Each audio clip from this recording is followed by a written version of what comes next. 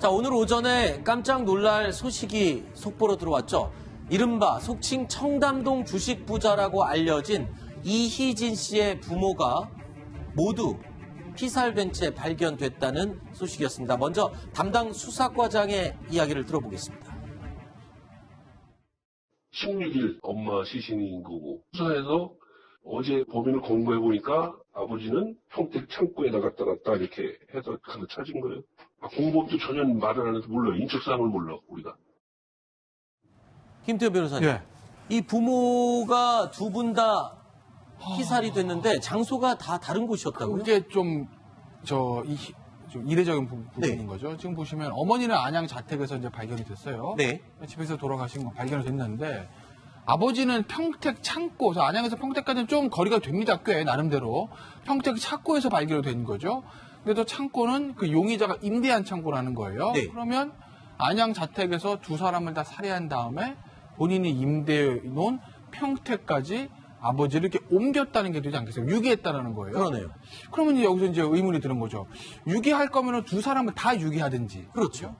아니면 그냥 거기다 다 놔두지. 왜냐면 유기하는 과정에서 발각될 우려들이 있지 않습니까? 네. 그런데 왜 두 사람 중에서 한 사람만 다른 창고로 이동해서 유기를 했는지 그 범행 동기라든지 그 유기한 이유 같은 것들이 아직까지는 풀리지 않고 있는 거죠. 자, 근데 여기서 이 피해자의 아들로 알려진 이희진 씨가 누군지 좀 짚고 넘어가야 될 것 같습니다. 지난 2016년 세간을 떠들썩하게 했던 이른바 청담동 주식부자라고 알려진 그런 인물이죠. 네. 현재 이제 구속돼 있는데요. 네. 아시겠지만 이제 증권방송이나 이런 걸 통해서 이제 주식 전문가로 활동을 하면서 사실 본인이 뭐 수천억대의 어떤 차익을 남겼다라고 이제 알려졌고 더군다나 유명해진 게 자신의 SNS에 정말 이름만 들어도 비싼 그 스포츠 카드를 많이 소유하고 있었습니다. 네. 그러니까 자신의 부를 이제 그런 식으로 어떤 면에서 보면 이제 자랑을 한 것이죠. 그것 때문에 유명해졌는데 결국은 이게 이제 불법 투자 주식 거래를 해서 이게 구속이 됐습니다. 2016년도에. 또 이 동생도 똑같은 혐의로 이제 구속이 됐어요. 근데 이 동생이 이제 작년 말에 출소를 했습니다.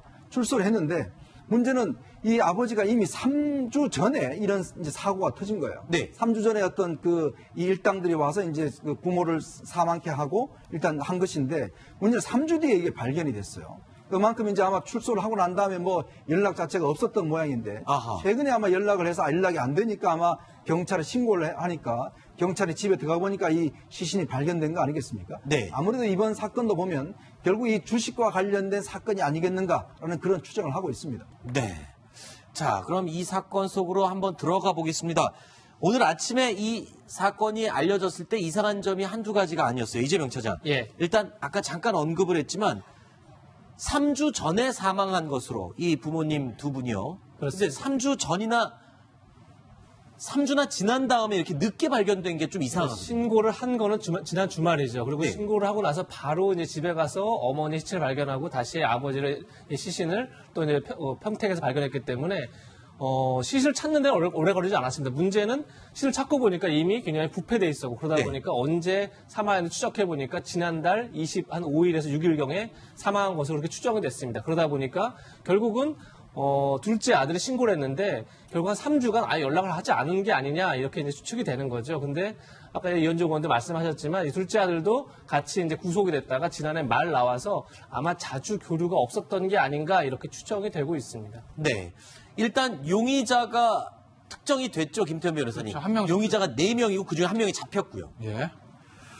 한 명이 잡혔고, 이제 주범인 것 같아요. 나머지 셋은 아직은 잡히지 않았는데, 그 나머지 셋은 이 한 사람이 이제 고용이라고 그래야 되나요? 이 한 사람을 데려온 사람이라는 거예요. 잡힌 용의자 한 명이 지금 주범입니다.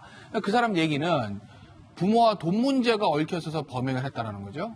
그러니까 채권 채무가 있다라는 거예요. 네. 근데 밝혔던 채권 채무가 지금 한 2천만 원 정도 얘기를 해요.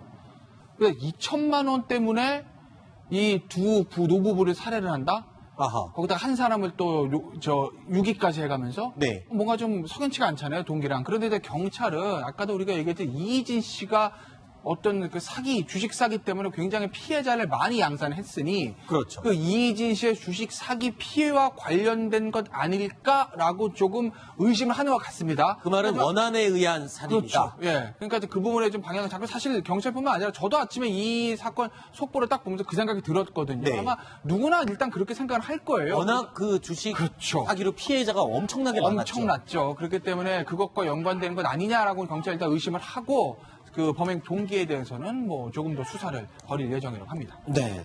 자, 그러면 이희진 씨, 이 아들, 피해자의 아들, 1심 징역에서 5년을 선고받고 지금 현재 복역 중인데, 그러면 앞으로 어떻게 되는 건가요? 일단 저 장례는 처리해야 되잖아요. 네. 근데 아직은 지금 형이 확정된 것은 아니에요. 그렇죠. 항소심 중이라고 하죠. 네. 확정된 건 아니기 때문에 지금 변호인이 구속 집행 정지를 요청하겠다라고 밝힌 것 같습니다. 그럼 네. 일시적으로 석방을 해서 부모님 장례에 참석할 수 있게 하는 뭐 그런 제도인데 글쎄 뭐 법원이 어떤 결정을 내릴지 모르겠지만 어쨌든 어머니 아버지가 다 어쨌든 비극적으로 돌아가신 부분이기 때문에 네. 구속 집행 정지를 좀 받아주지 않을까 싶습니다. 알겠습니다. 자, 나머지 이 공범 3명이 잡히게 되면 범행 동기라든가 그 이유에 대해서 정확하게 파악이 될 것 같습니다.